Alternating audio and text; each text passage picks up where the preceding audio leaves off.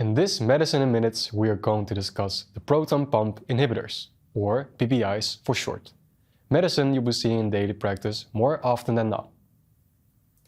PPIs are used for several indications related to an excess in stomach acid. These are gastroesophageal reflux disease, dyspepsia, and peptic ulcers. The excess of stomach acid can lead to symptoms of a burning sensation in the chest, also known as heartburn, chest pain, difficulty swallowing, and a feeling like something is stuck in your throat. So, for these symptoms, we want to decrease the amount of stomach acid. There's also certain medication which can be damaging for the stomach lining. For example, non-steroidal anti-inflammatory drugs, NSAIDs. More specifically, the non-selective NSAIDs. For certain groups of patients, it is necessary to protect the stomach lining with NSAID use. There are patients with certain risk factors regarding stomach or intestinal complications. These factors are, for example, old age, ulcers in a medical history, comorbidities like heart failure and diabetes, and co-medication which are damaging the stomach lining as well. In case a patient has these factors and uses an NSAID, including acetylsalicylic acid, a PPI is indicated to prevent damage done to the stomach lining. Important to note though is that when a patient stops using an NSAID, or when the risk factors are not relevant anymore, a PPI is also not indicated. Patients often use a PPI for longer than they need to, so when you see a patient without an indication, that's when you take action. Several proton pump inhibitors are available on the market. Frequently used ones are omeprazole, pantoprazole, and esomeprazole. Of these three PPIs, omeprazole is the most effective. How then are these PPIs effective against excess stomach acid? Well, stomach acid is produced by parietal cells in the stomach, as you can see here. PPIs inhibit a certain enzyme in these cells. This enzyme is called hydrogen potassium ATPase. It's also called the proton pump, and it is the last step in the cycle of stomach acid secretion into the stomach. More specifically, the stomach lumen. If you block this enzyme, as the PPIs do, less hydrogen ions are pumped into the lumen. This hydrogen is necessary to create hydrochloric acid, which is the main component of gastric acid. Since less acid will be produced in the stomach, the pH will rise. However, this doesn't happen immediately. PPIs exert their effect after some 3 to 4 hours.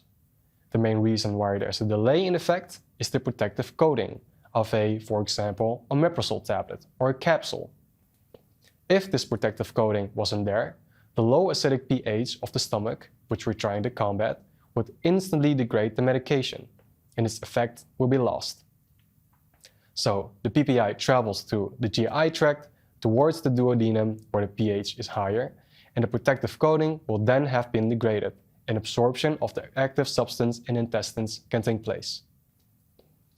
Once it has been absorbed, it travels through our systemic circulation towards the parietal cells, which we mentioned earlier. Here it can start working its effect, but not immediately. PPIs are prodrugs and get activated in acidic secretory canaliculi of the parietal cells. This also indicates that a PPI has an indirect effect of the stomach acid. Antacids, which also protect the stomach lining, do so directly through neutralizing the acid in the stomach once they've reached the stomach itself. You can also see that the pH of a PPI decreases again after roughly 12 hours.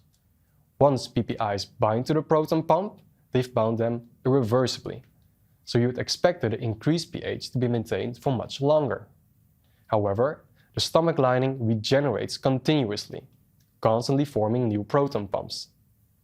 After about 24 hours, 20% of the proton pumps may actually have regenerated again.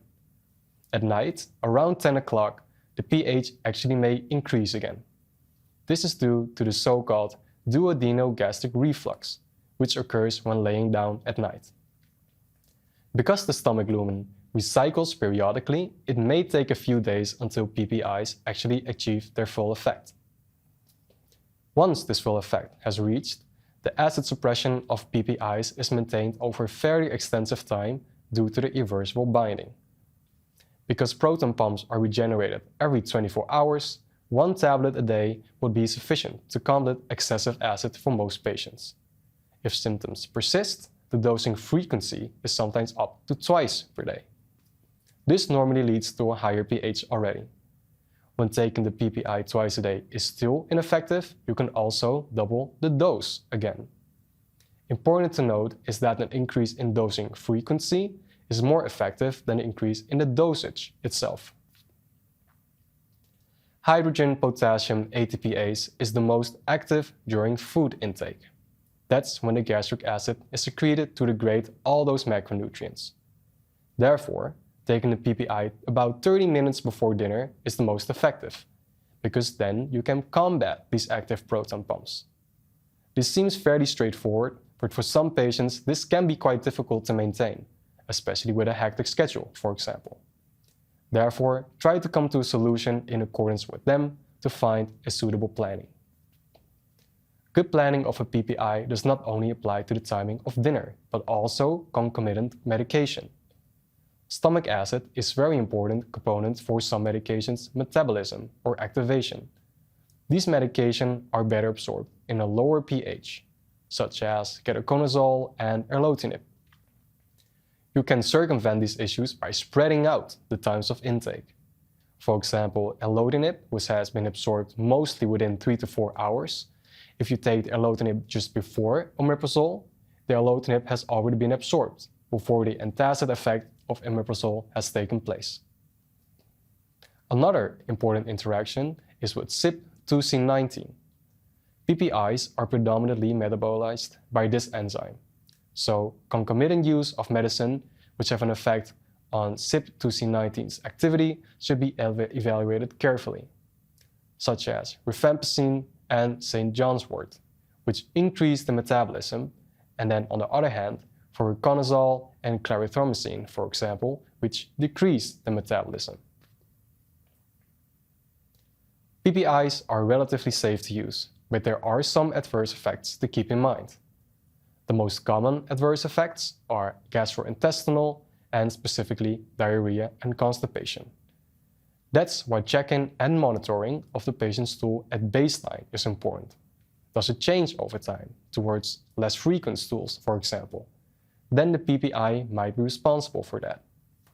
Furthermore, even though they protect the stomach lining, they may also increase the chances of gastrointestinal and pulmonary infections. This could be due to a lessened acidic environment of the stomach, which normally eradicates the bacteria.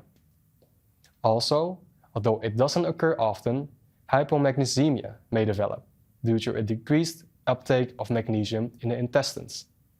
You can recognize this in your patients in case of muscle weakness, cardiac arrhythmias, seizures, and also delirium.